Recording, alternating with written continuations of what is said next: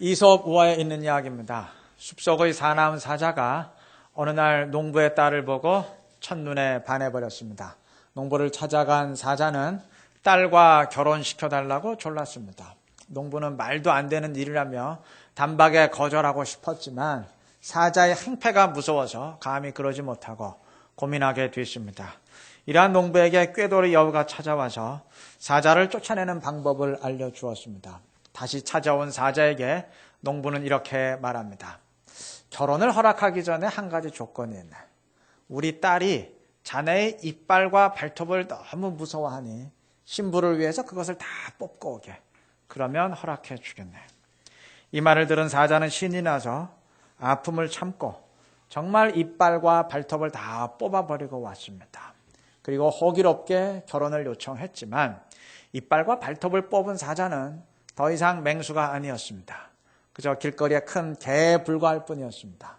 결국 사자는 사람들에게 흠씬 두들겨 맞고 도망쳐야 했다는 이야기입니다.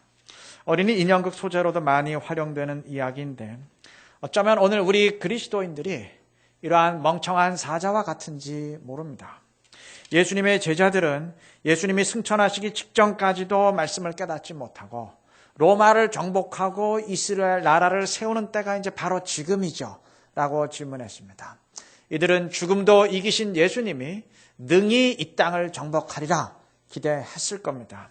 이에 대해 예수님은 7절과 8절에서 이렇게 답변하십니다. 때와 기한은 너희 알 바 아니요 오직 성령이 너에게 임하시면 너희가 권능을 받고 예루살렘과 온 유대와 사마리아와 땅 끝까지 이르러 내 증인이 되리라. 이 땅을 정복해야 되는 건 맞다. 그러나 그것은 너희들이 생각하는 물리적 전쟁을 통해서가 아니라 성령의 권능을 통한 영적 능력을, 영적 승리를 통해서이다. 이 땅의 이스라엘은 물리적 힘으로 세워지지만 영적 이스라엘, 즉 하나님 나라는 성령의 능력으로 세워지는 것이다. 그러한 의미입니다. 주님의 말씀처럼 그리스도인의 승리는 성령의 능력을 통해서 이루어집니다. 그리고 주님은 기도하는 자에게 성령을 부으십니다. 다시 말하면 그리스도인에게 승리를 보장하는 무기는 기도와 성령의 능력이라는 말입니다.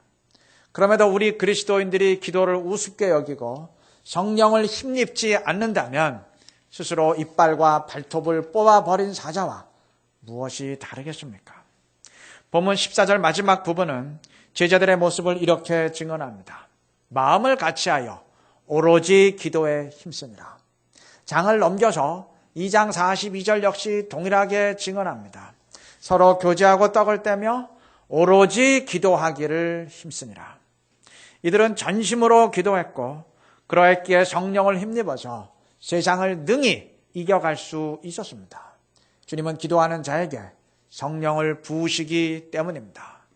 이 말을 뒤집어 말하면 성령과 함께하지 못한다는 것은 곧 기도하지 않는다는 말입니다.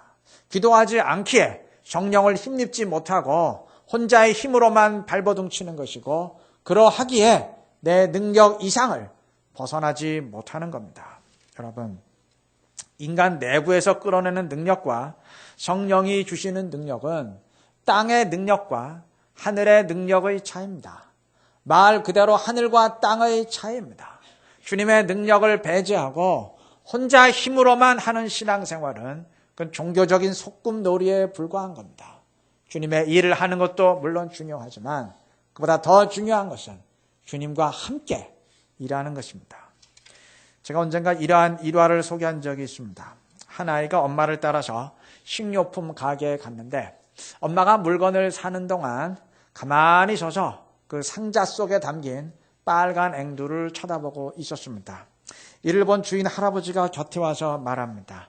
야야, 앵두 먹고 싶니? 한 움큼 씹어 먹으렴. 그래도 아이는 움직이지 아니하고 물끄러미 앵두를 쳐다보기만 할 뿐이었습니다. 옆에서 엄마가 거듭니다. 그래, 할아버지가 허락하셨으니까 한 움큼 집어 먹으렴. 그래도 아이는 움직이질 않습니다. 할 수 없이 할아버지는 아이 대신 앵두를 한 움큼 집어서 아이에게 내밀었습니다. 그제야 아이는 고맙습니다 인사를 하고 두 손으로 앵두를 받았습니다. 집으로 오는 길에 엄마가 묻습니다. 야, 너 왜 그랬니? 아이가 답변합니다. 할아버지 손이 내 손보다 훨씬 크니까요. 아이는 앵두를 더 많이 받기 위해서 일부러 그랬던 겁니다. 여러분, 할아버지 손은 아이 손보다 큽니다. 사장의 손은 사원의 손보다 큽니다. 그리고 하나님의 손은 우리의 손보다 훨씬 큽니다. 그런데 왜 하나님이 주여 주시겠다는 것을 거부하고 내가 직접 주려고 합니까? 왜 주님의 개입을 사전 봉쇄하려고 합니까? 우리가 기도할 때 성령은 움직이십니다. 뒤집어 말하면 우리가 기도하지 않으면 주님도 개입하지 않는다는 말입니다. 그러므로 우리가 기도하지 않는다는 것은 곧 주님을 가로막고 이제 그만 우리 교회에서 손 떼시죠. 이제 그만 이 땅에 일해서 손 떼시죠. 라고 통보하는 것과 같은 것입니다. 사도들은 기도했습니다. 예수님도 전심으로 기도하시고 성령을 받으신 뒤에 사역하셨습니다. 그것이 꼭 필요했기 때문입니다. 근데 도대체 우리가 뭘 믿고 기도 안 할 수 있겠습니까? 목사가 뭘 믿고 기도 안 하고 성도가 뭘 믿고 기도 안 하며 살아갈 수 있겠습니까? 기도 외엔 우리의 믿을 구석은 없는 겁니다. 흔히 그리스도인들은 수준을 의지하는 사람이 아니라 신분을 의지하는 사람이라 말하는데 물론 맞는 말입니다. 구원을 위해서는 하나님의 자녀라는 신분을 의지해야 됩니다. 그러나 구원받은 자답게 살고 신앙생활하기 위해서는 기도와 성령의 능력을 의지해야 될 것입니다. 오늘날 교회와 그리스도인의 신앙이 위기를 만났다면 사단의 공격이 이전보다 더 강해졌기 때문도 아니고 세상이 더 악해졌기 때문도 아닙니다. 우리 스스로가 승리를 보증하는 핵심 무기는 다 내려놓고 허접한 무기로 싸우려 하기 때문입니다. 성경 괜히 주신 것 아닙니다. 실패하고 도망쳤던 제자들이 기도하며 성령으로 충만했을 때 어떻게 되었는지 똑똑히 들으라는 얘기입니다. 그리고 너희도 그와 같이 하라는 말씀입니다. 회복해야 될 것입니다. 기도를 회복하고 성령의 능력을 힘입어야 될 것입니다. 그렇게 될 때 세상을 이기며 주의 말씀을 성취해가는 우리 모두가 될 줄로 믿습니다. 성경은 주님을 따르던 자들이 오로지 기도에 힘썼다고 증언한 뒤 다음 15절부터 베드로의 입을 통해서 가룟 유다에 관해 증언합니다. 가룟 유다는 배신하고 자살로 삶을 끝냈는데 그가 배신하게 되었던 이유가 무엇입니까? 물론 돈을 탐낸 이유도 있었겠지만 가장 근본적인 원인은 주님이 선포하시는 하나님 나라를 이 땅에 세워지는 이스라엘 나라로 오해했기 때문입니다. 다른 제자들이 배신하고 도망쳤던 이유 역시 마찬가지입니다. 그리고 유다가 그렇게 주님을 오해했던 이유는 주님의 말씀보다 시대의 생각을 더 의지했기 때문입니다. 당시 모든 유대인들은 이스라엘 나라를 독립시킬 그리스도를 기다리고 있었습니다. 그 누구도 그 생각에 토를 달지 않을 정도로 그건 당시에 일치된 생각이었습니다. 사회 전체가 종교적인 집단 사고에 빠져 있었던 겁니다. 주님은 그러한 상황에서 제자들의 생각과 다른 진리, 그들의 오해를 시정시키는 진리를 선포하셨지만 제자들은 안타깝게도 주님의 말씀보다는 모두가 동의하는 시대 사고를 붙들었습니다. 그것이 결국 유다와 제자들의 배신으로 이어지게 되었던 겁니다. 우리 명심해야 됩니다. 우리 역시 주님의 말씀보다 시대의 생각, 시대의 흐름을 더 우선시한다면 가룟 유다의 전철을 그대로 밟아가게 될 것입니다. 여러분, 짜장면과 자장면 중에 어느 것이 표준어인가요? 2011년까지는 자장면이 표준어였습니다. 그러다가 2011년 8월에 국립국어연구원은 짜장면도 표준어로 하기로 결정을 했습니다. 이유는 간단합니다. 사람들은 짜장면이라 발음하지 자장면 한 그릇 주세요. 이렇게 말하지는 않습니다. 간짜장이라고 하지 간자장 이렇게 말하지는 않지 않습니까? 그래서 짜장이 표준어가 된 겁니다. 여러분, 이처럼 많은 사람이 말하면 문법과 상관없이 그게 결국 표준어가 됩니다. 그것이 사람들이 생각하는 표준의 개념입니다. 문제는 이러한 표준의 개념을 교회까지, 신앙생활의 영역까지 그대로 끌고 들어온다는 겁니다. 주님도 기도하셨고 사도들도 기도했고 초대교회도 기도했는데 기도하지 않는 성도는 상상할 수도 없었는데 요즘 성도들은 기도 안 해요. 근데 대부분 안 하다 보니까 그걸 표준이라 생각합니다. 초대교회는 8장 1절과 4절의 증언처럼 핍박으로 인해 사방팔방으로 쫓겨났어도 흩어진 곳에서도 전도할 만큼 전도에 힘썼던 반면 요즘 성도들은 전도 안 합니다. 근데 모두 안 하다 보니까 안 하는 거를 표준이라 생각하고 오히려 복음을 위해 애쓰는 사람을 이상한 사람, 특별한 사람이라 생각합니다. 시대의 사고방식이 교회까지 지배하고 있는 겁니다. 잘못입니다. 주님은 좁은 문으로 들어가라 말씀하셨습니다. 무조건 남들 하는 대로 따라가지 말고 주님이 지시하신 길로 걸어가라는 의미입니다. 다른 사람들이 어떻게 하는가, 옆 사람이 어떻게 하는가, 시대의 추세가 어떠한가 하등 따질 필요 없습니다. 주님이 무엇을 말씀하셨는지, 주님이 어느 길을 지시하셨는지 그것만 따지면 될 것입니다. 제자들이 왜 주님을 배신하게 되었는지 그 이유를 분명히 말씀하시고 명심하시고 타인 지향의 신앙이 아닌 말씀 지향의 신앙을 소유하시기를 바랍니다. 그렇게 될 때 유다와 같은 배신자가 아니라 사도들과 같은 승리자로 주 앞에 서게 되는 우리 모두가 될 줄로 믿습니다. 성경은 가룟 유다의 배신을 언급하면서 이를 또한 하나님의 관점에서 제시합니다. 본문 20절 보면 베드로는 가룟 유다의 배신과 이탈을 언급하면서 시편 말씀들을 그에게 적용합니다. 모든 것이 성경이 예언한 대로 되었다는 의미입니다. 다시 말하면 가룟 유다의 모든 행동이 사실은 다 하나님이 예정하신 대로 그 예정 속에 있었다는 말입니다.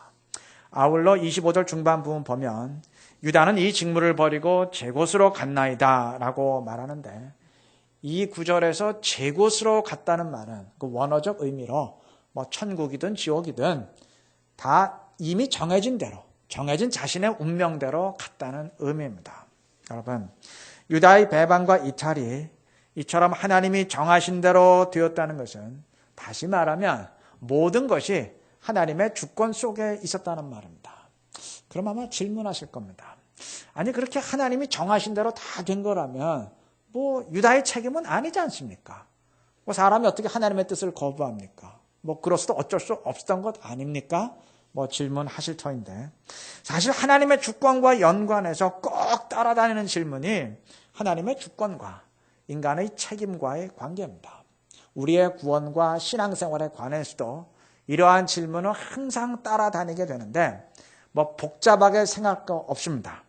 하나님 편에서 볼 땐 100% 하나님의 주권이고 인간 편에서 볼 땐 100% 인간의 책임입니다. 다시 말하면 모든 일이 다 하나님의 주권에 달린 일이지만 그러면서도 또한 100% 나의 선택에 달린 일입니다.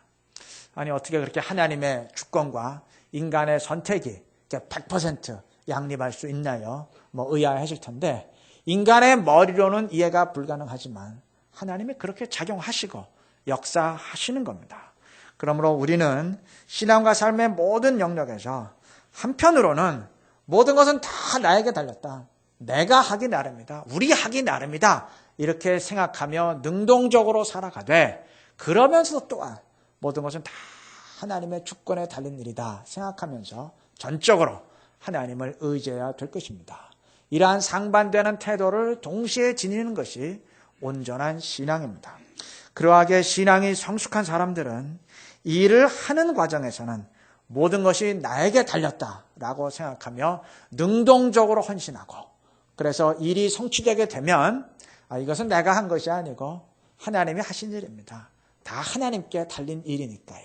라고 말하면서 그의 영광을 높입니다. 그래서 열심히 헌신하면서도 더욱 감사하고 겸손한 태도를 잃지 않는 겁니다. 반면에 신앙이 성숙하지 못한 사람은 이 일을 하는 단계에서는 어차피 하나님 일은 하나님이 하시는데 하면서 게으름에 빠지거나 수동적인 자세를 취하고 그래서 결국 일이 어긋나고 틀어지게 되면 다 하나님이 정하신 뜻대로 된 거지 라고 핑계를 댑니다. 여러분, 세상도 이렇게 핑계에 익숙한 사람을 수준 이하로 평가합니다. 공자도 논어에서 군자는 자신에게 구하고 소인은 남에게서 구한다 그랬습니다. 군자는 책임을 자신에게 돌리는 반면 그릇이 작은 사람들은 이것저것 탓하면서 다른 데 책임을 돌린다는 얘기입니다. 세상도 이 정도는 아는데 우리 그리스도인들이 핑계에 익숙해서야 되겠습니까? 주님은 좋은 나무가 나쁜 열매를 맺을 수 없고 못된 나무가 좋은 열매를 맺을 수 없다 말씀하셨습니다. 물론 주님이 여기서 말씀하신 의미는 100% 아멘으로 받아들이지만 냉정히 말하면 아니 냉정히 따질 것도 없이 그냥 대충 봐도 좋은 나무에서도 얼마든지 나쁜 열매 맺힙니다. 그렇지 않습니까? 똑같은 나무에 좋은 과일도 있고 썩은 과일도 열리지 않습니까? 다시 말하면 과일이 썩은 것이 나무가 나쁘기 때문이 아니라는 얘기입니다. 사람에게 적용하자면 주님이 나에게는 은혜를 베풀지 않으셨기에 내가 배신하고 이탈하는 것 아닙니다. 똑같은 교실에서 똑같이 가르쳤는데도 어떤 애는 폭력배가 되고 어떤 애는 사회의 등불이 되듯이 주님이 똑같은 사랑을 베푸시고 동일한 말씀을 주셨음에도 어떤 사람은 유다와 같은 배신자가 되고 또 어떤 사람은 신실한 그리스도인이 되는 겁니다. 즉 주님의 책임이 아니라 우리 각자의 책임인 겁니다. 나의 운명도 내가 감당해야 되는 일의 결과도 100% 주님의 주권에 달린 일이지만 그러면서 또한 나의 선택에 달린 일입니다. 이를 명심하시고 신앙과 삶의 모든 부분에서 전적으로 하나님을 의지하시되 그러면서도 나에게 달린 일이다 생각하며 최선을 다하는 우리가 되시기를 바랍니다. 이것을 바꾸어서 말하면 모든 것이 내가 하기 나름이다 라고 생각하며 능동적으로 살아가시되 그러면서도 모든 것은 하나님의 주권에 달린 일이다 생각하며 전적으로 주님께 매달리고 의지하는 삶을 살아가시기를 바랍니다. 그렇게 될 때 우리와 함께 하신 하나님의 역사를 체험하는 우리 모두가 될 줄로 믿습니다. 말씀을 맺겠습니다. 오늘 본문 마지막 절은 제자들이 마띠아를 얻음으로 그가 11사도의 수에 더해졌다고 말합니다. 제자의 수가 이전처럼 12명이 되었다는 말입니다. 그런데 꼭 이렇게 유다를 대신할 사람을 뽑아야만 했을까 의문이 들기도 합니다. 왜냐하면 이미 예수님은 승천하셨기 때문에 그의 제자가 12명이건 11명이건 아무런 상관이 없습니다. 어차피 예수님도 안 계시는데 뭐 한 사람을 더 뽑는들 그가 예수님을 따라다닐 것도 아니지 않습니까? 아무런 상관이 없어요. 그럼에도 굳이 한 명을 더 뽑아서 12명을 채운 것은 이 12라는 숫자에 특별한 의미가 있기 때문입니다. 주님이 그 의미를 직접 말씀하셨습니다. 누가복음 22장 29절과 30절에서 주님은 12명의 제자들에게 그의 나라를 맡겨서 이스라엘의 12지파를 다스리게 하시겠다 말씀하셨습니다. 물론 주님이 말씀하신 그의 나라 이스라엘은 영적 이스라엘, 즉 하나님 나라입니다. 이스라엘이 12지파로 이루어졌기에 예수님은 12명의 제자를 뽑으셨고 그들에게 영적인 이스라엘을 맡기신 겁니다. 제자들이 굳이 마띠아를 뽑아서 12명을 채운 이유가 그 때문입니다. 주님이 말씀하신 영적 이스라엘, 즉 하나님 나라를 감당해 간다는 의미입니다. 자, 그렇다면 이제 제자들에 의해서 시작되는 새로운 공동체인 교회는 결국 어떠한 성격을 지닙니까? 주님이 맡기시는 영적 이스라엘, 하나님 나라인 겁니다. 다시 말하면 이제는 더 이상 구약의 이스라엘 백성들이 하나님 나라 백성들이 아니고 교회를 이루는 그리스도인들이 그 나라의 백성이라는 말입니다. 본문 15절에 의하면 모인 무리의 수가 120명이 되었다고 했는데 성경이 의도적으로 이렇게 120명이라는 숫자를 밝히는 이유가 있습니다. 당시 유대의 법에 따르면 나름대로의 조직을 지닌 새로운 공동체를 시작할 수 있는 최소한의 정족수가 120명입니다. 즉 성경은 이 모임이 이제 새로운 공동체의 시작임을 암시하기 위해서 의도적으로 120명이라는 숫자를 밝히고 강조하는 겁니다. 여러분, 우리 그리스도인들이 바로 이 새로운 공동체, 즉 하나님 나라에 속하는 시민들입니다. 그렇다면 지난주에 강조했듯이 이 땅을 살되 이 땅만 바라보면서 살아갈 것이 아니고 하나님 나라의 시민으로서 그 나라의 원리를 따르며 추구하며 살아가야 될 것입니다. 그리고 그러하기 위해서는 그 나라에 속했다는 자부심이 있어야 됩니다. 그래야 그렇게 살 수 있습니다. 여러분, 해병대 출신들이 제대 후에도 기수 따지고 해병대 향후에 만들고 자기들 나름대로의 그 무엇을 따르는 이유가 무엇입니까? 남들이야 어떻게 생각하든 간에 해병대 출신이라는 사실에 자부심을 느끼기 때문이 아니겠습니까? 그게 옳든 그러든 어쨌든 자부심을 느끼기에 그렇게 하는 겁니다. 우리 그리스도인들도 마찬가지입니다. 하나님 나라 백성들로서 그 우리들만의 무엇을 따르기 위해서는 그 나라에 속했다는 자부심이 있어야 가능한 것입니다. 어느 유명한 PD가 쓴 책에 이런 얘기가 있어요. 민속촌에 촬영을 나가면 가끔 재미있는 광경이 벌어진다고 합니다.